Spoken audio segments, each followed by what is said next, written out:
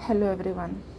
So this is a very important lecture for the maths required to get the knowledge or study of the quantum chemistry, which is a part of physical chemistry. This is the portion to solve the Schrodinger wave equations and classical wave equations sometimes. Linear higher order differential equation with constant coefficients. So the form of this equation is dny dx to the power n a1 dn minus 1 y dx to the power n minus 1. ये n जो है order of the differential equation है जो कि कम हो रहा है, and ये कोफिशिएंट 1 है, कोफिशिएंट 2 है, and so on a n y which is equal to q. जब हम linear higher order differential equation with constant coefficient solve कर रहे होते हैं तो इस पोर्शन का जो सोल्यूशन होता है वो कॉम्प्लीमेंट्री फंक्शन होता है, और इसका जो सोल्यूशन होता है उसे पर्टिकुलर इंटीग्रल कहते हैं. Symbolic form d to the power n a1 d n d to the power n minus 1 a2 d to the power n minus 2 plus dash dash dash a n y. Then d is equal to d by dx d to the power n d to the power n dx to the power n. Auxiliary equation or characteristic equation m to the power n a1 m to the power n minus 1 a2 m to the power n minus 3 n minus 2 a3 m to the power n minus 3 plus dash dash dash dash plus a n is equal to 0. This is a auxiliary form. So the very first step, you can convert it into the symbolic form. Sometimes in the question you have given as the symbolic form. Again, you need to start the question via following this step. Convert the symbolic form into the auxiliary form.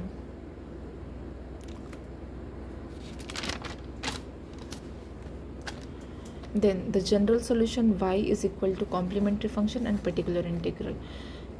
We will discuss the complementary function and particular integral one by one. First, we'll see the complementary function. Working rule to find complementary function: d to the power n plus a1 d n d to the power n minus 1. यही तुम्हारी जो symbolic representation है, symbolic form of the differential equation is equal to q. Then convert it into the auxiliary form. Why am I going to convert into the auxiliary form? Because we will get the roots of the equation via solving the auxiliary equation. We solve equation 1 form. Let n roots of equation 1. So when roots are real and distinct, so इसमें total 3 case बनते हैं. there are 3 cases. पहला case होता है जब roots real और distinct होते हैं. लेट्स से अभी हम क्वेश्चन डिस्कस करेंगे, पहले हम देख लेते हैं क्या कॉम्प्लीमेंट्री फंक्शन बनता है इसका. तो C F c1 e to the power m1 x plus c2 e to the power m2 x plus dash dash dash जितने भी m1 m2 m3 यहाँ पे रूट्स हैं जो कि रियल हैं और डिस्टिंक्ट हैं, जो भी हैं लाइन से हम इसको रखते जाएंगे. For example, let's see the question. Without question you will not get any point. You have to solve the question in mathematics to understand the rules even. So m square minus 3m plus 2 is equal to 0. We have converted the symbolic representation into the auxiliary equation. So we know that how to solve the equation. Let's just find out the roots. M is equal to 1 comma 2. Now Complementary function becomes c1 e to the power 1x, c2 e to the power 2x. Okay. Now case 2 क्या बोलता है? When roots are real and equal, m1 is equal to m2 m, जो roots तुम्हारे real equal है, तो अब तुम complementary function क्या करोगे? c1 plus c2 x e to the power mx plus c3 e to the power m3x plus dash dash dash dash and something whatever the roots over there. ठीक है, ये हमने m क्यों लिखा है? ये सेम रूट्स है ना बेटा, तो फिर क्या हो जाएगा यहाँ पे? सॉरी, कॉम्प्लीमेंट्री फंक्शन जब हम लिखते हैं तो जब रूट्स रियल और इक्वल होते हैं तो हम c1 plus c2 x bracket में लिखेंगे e to the power mx. m क्या है? जो इक्वल रूट्स हैं. For example D square minus four D plus 4, यहाँ पे जो रूट्स आएंगे वो 2 जो आ रहे हैं दोनों इक्वल हैं, तो complementary function c1 plus c2 x e to the power 2x mx 2x. When the roots are imaginary, just focus on this, you will see that m1 is equal to alpha plus iota beta, m2 is equal to alpha minus iota beta.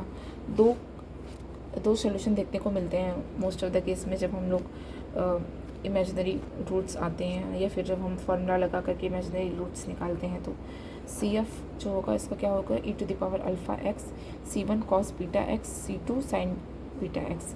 देखो जो भी roots आएगा उसमें तुम्हारा imaginary part क्या है और real part क्या है. वो रियल पार्ट अल्फ़ा है, इमेजिनरी पार्ट बीटा है. तुम्हें उसमें निकालना पड़ेगा देख करके, कंपेयर करके. ये तुम्हारा कॉम्प्लेक्स नंबर का फॉर्म है ना, z जो होता है. तो फिर यहाँ पे तुम बीटा रखोगे इमेजिनरी फॉर्म वाला और ये रियल फॉर्म का यहाँ पे अल्फ़ा रखोगे. जैसे ये इक्वेशन है, हमने इसको सॉल्व किया तो हमें ये मिला -1 प्लस माइनस √15 आयोटा बाई 2. तो अल्फ़ा क्या हो गया? -1/2 एंड बीटा क्या हो गया? अब √15/2. देन CF क्या हो जाएगा? e to the power alpha का जो वैल्यू है वो रखेंगे c1 cos √15/2 plus c2 sin √15/2. Question ऐसे ही सॉल्व करेंगे हम. ठीक है, CF निकाला, रूट्स देखा, फिर यहाँ पे रूट्स देखा, रियल एंड डिस्टिंक्ट आ रहे हैं तो c1 ये वाला लग गया. फिर यहाँ पे रूट्स देख रहे हैं तो यहाँ पे रूट्स देखने को मिल रहा है, रियल भी आ रहा है और इमेजिनरी भी आया. तो रियल के लिए तो हमने वो लगा दिया, फिर इमेजिनरी के लिए हमने जो हमारा सेकंड केस का था e to the power alpha x c1 cos beta x plus c2 sin beta x. फिर ये चीज़ें देखने को मिलती हैं ये सेम रूट के लिए. ठीक है, इस तरीके से हम कॉम्प्लीमेंट्री फंक्शन फाइंड आउट करते हैं. ठीक है, नेक्स्ट वीडियो में हम पर्टिकुलर इंटीग्रल की बात करेंगे.